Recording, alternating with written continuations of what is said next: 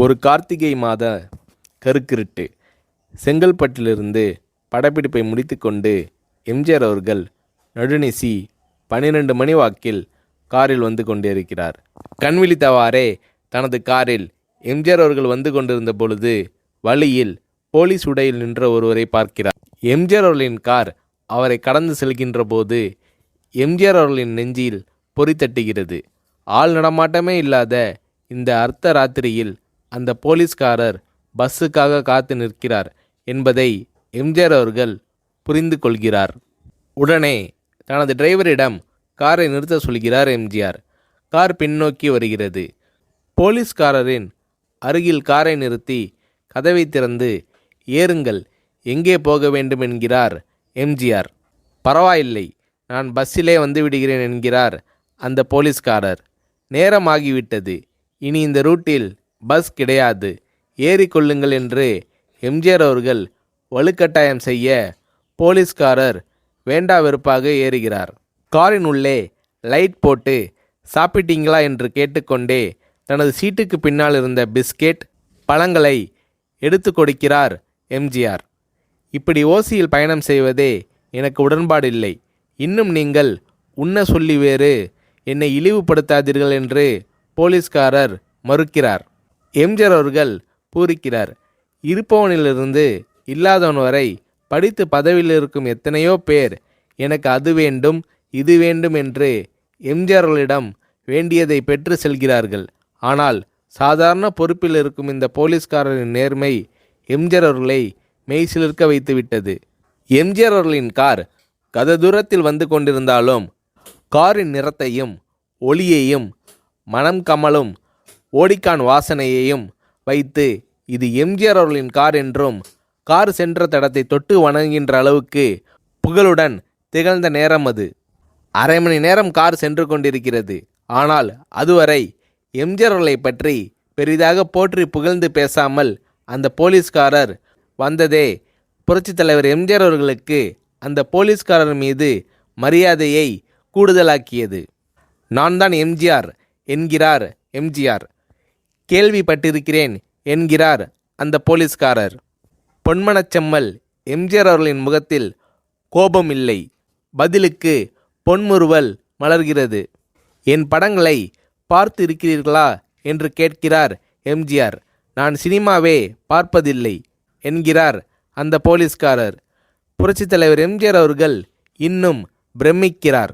இப்போது கார் சத்தத்தை தவிர ஒரே நிசப்தம்.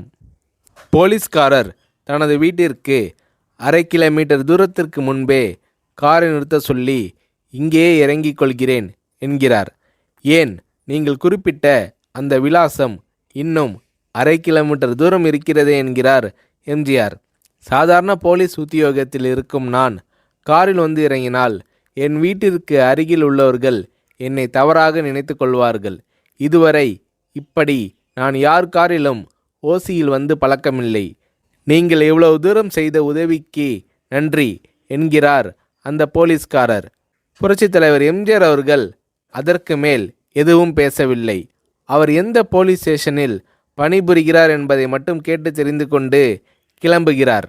அடுத்த நாள் செங்கல்பட்டு போலீஸ் ஸ்டேஷனுக்கு ஃபோன் செய்து நான் எம்ஜிஆர் பேசுகிறேன் என்கிறார் எம்ஜிஆர். ஃபோனை எடுத்த டிஎஸ்பி உதறலோடும் உற்சாகத்தோடும் தலைவரே வணக்கம் என்கிறார். இரவு சந்தித்த போலீஸ்காரரை பற்றி விசாரிக்கிறார் எம்ஜிஆர்.